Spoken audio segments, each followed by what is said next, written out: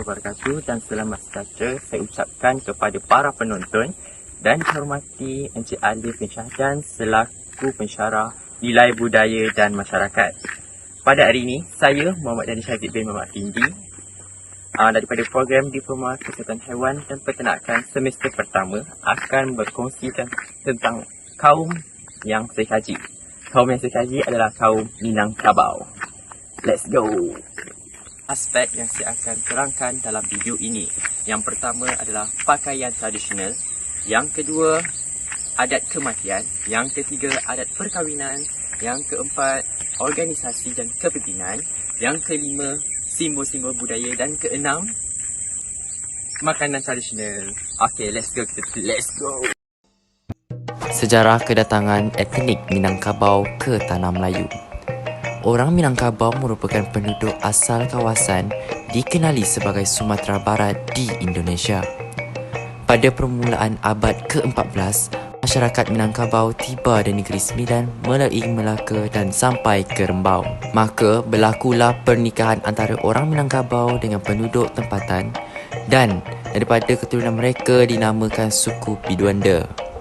Suku Biduanda ini merupakan pewaris asal Negeri Sembilan yang merupakan asal-usul mereka daripada Sumatera Barat. Aspek pertama, pakaian tradisional. Pakaian tradisional orang Minangkabau. Bagi pakaian lelaki, kepala mereka dihiasi dengan tengkolok. Berpakaian baju sikap yang dipakai sebagai sut berlima mengandungi baju atau jaket sederhana labuh. Baju akan dimasukkan ke dalam seluar dan dihiasi dengan samping. Bagi pakaian tradisional wanita pula, mereka dihiasi dengan tengkolok kerbau atau dikenali sebagai bundo kaduong, berbaju kurung teluk belanga dan berkebaya labuh dan hiasi dengan kain sarung. Bagi wanita bangsawan, pakaiannya dari kain baldu bersulam benang emas bertahtakan labuci. Sarungnya pula dari kain songket penuh tenun dari Pandai Sike atau dari batu bara di Sumatera. Aspek kedua, adat kematian. Seterusnya, adat kematian. Orang Minang majoriti beragama Islam. Jadi, tiada upacara yang spesifik yang mengikut adat Minang. Mereka mengikut syariat pengurusan dan pengumian orang Islam. Mereka akan mengadakan majlis memperingati Allahyarham seperti Manujua Hari, iaitu majlis memperingati 7 hari, 20 hari, majlis memperingati hari ke-40 dan akhir sekali menyeratui hari majlis memperingati hari ke-100. Aspek ketiga, adat perkahwinan. Masyarakat Minangkabau umumnya beragama Islam. Oleh itu, majlis pernikahan bagi masyarakat ini dilakukan mengikut syariat Islam dan adat mereka yang tersendiri. Syarat-syarat perkahwinan bagi masyarakat Minangkabau adalah kedua calon mesti beragama Islam, tidak sedarah atau tidak berasal daripada suku yang sama, kecuali persukuan itu berasal dari negeri atau luhak yang lain. Saling menghormati antara satu sama lain dan keluarga kedua belah pihak serta calon suami, iaitu mari pulai, harus mempunyai sumber pendapatan. Perkahwinan ini yang tidak memenuhi syarat di atas dianggap perkahwinan sumbang. Selain itu, masih ada peraturan tertentu dan upacara adat agama Islam yang harus dipatuhi dalam majlis Jopuek Manjapunik, Pinang Meminang, Batuko Tando, Akad Nikah, Baralik Gadang, Jalang Menjalang dan sebagainya. Adat perkahwinan. Mereka menerusi tradisi Baralik Gadang. Baralik Gadang adalah majlis atau kenduri besar bagi masyarakat Minangkabau. Aspek yang keempat, organisasi dan kepimpinan. Etnik Minangkabau menggunakan adat perpatih yang telah wujud pada 1066 Masihi. Dasar adat ini masih kekal, iaitu menjuraikan keturunan berdasarkan sistem nasab ibu atau matrilineal. Etnik masyarakat matrilineal yang terbesar di dunia, di mana harta pusaka diwaris menerusi nasab sebelah ibu.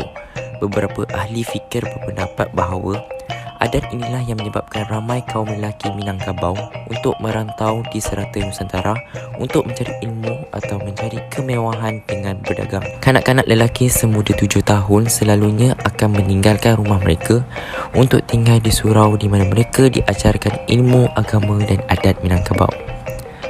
Apabila mereka remaja pula, mereka digalakkan untuk meninggalkan perkampungan mereka untuk menimba ilmu di sekolah atau menimba pengalaman daripada luar perkampungan mereka. Untuk menimba ilmu di sekolah, adat berparti dibahagikan kepada beberapa kelompok kekeluargaan, iaitu suku yang dipecahkan. Yang paling kecil adalah kelompok kekeluargaan rumpun. Setiap kelompok ini mempunyai pemimpinnya tersendiri. Qadim, iaitu ketua kelompok kekeluargaan rumpun. Besar, iaitu ketua kelompok kekeluargaan ruang. Buapok, ketua kelompok kekeluargaan perut. Lembaga, iaitu ketua kelompok kekeluargaan suku. Adalah aspek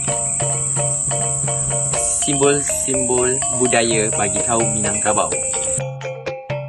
Ya, khususnya simbol budaya iaitu tarian piring. Tarian piring sebagai hiburan dalam kehidupan masyarakat Minangkabau. Tarian piring berasal daripada Sumatera Barat. Tarian ini menggambarkan rasa kegembiraan dan syukur masyarakat Minang ketika kedatangan musim panas.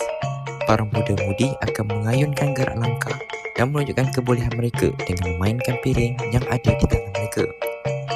Kebiasaannya, di Malaysia tarian piring dipersembahkan di hadapan mempelai di luar rumah ketika majlis perkahwinan, terutamanya bagi keluarga berada, bangsawan dan hartawan di sebuah kampung. Tarian piring adalah tarian tradisional Minangkabau yang menampilkan tarian menggunakan piring. Para penari menghayunkan piring di tangan mengikut gerakan-gerakan cepat yang teratur tanpa satu piring pun terlepas dari tangan.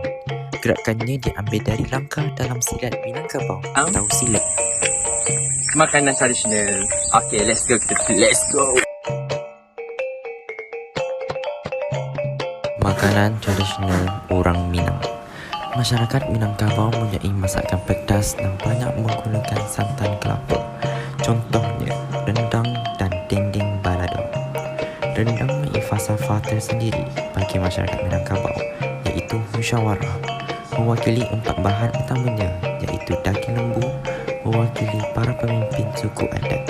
Kelapa mewakili kaum intelektual. Lada mewakili alim ulama yang tegas untuk mengajar hukum hakam agama, dan pemasak mewakili keseluruhan masyarakat Minangkabau. Pelbagai jenis resepi asli keluarga mereka yang berasal daripada Minang. Yang membezakan sate Minang dengan sate yang biasa kita makan di Malaysia ialah kuahnya. Sate ini seperti biasa akan dihidangkan dengan nasi impit dan kemudiannya akan dicurahkan dengan kuah sate Minang. Dan kemudiannya sate pilihan kita akan turut dicelupkan ke dalam kuah sate yang sama. Selepas itu akan ditaburkan pula dengan bawang goreng. Seperti yang saya katakan tadi, kuah sate Minang ini berbeza dengan kuah sate di Malaysia. Di Malaysia kita menggunakan kuah kacang, manakala sate Minang tidak menggunakan kacang langsung, tetapi kuah mereka dibuatkan menggunakan perencah rendang. Pelbagai jenis sate ada di sini, anda boleh pilih mana-mana yang anda suka.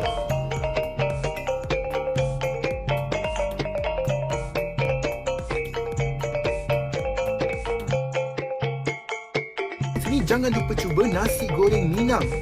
Nasi yang digoreng dengan sambal istimewa dan dicampurkan dengan daging goreng. Baiklah, sampai di sini perkongsian saya tentang kaum Minangkabau yang berada di Malaysia. Jadi, kita jumpa lagi. Sekian, terima kasih.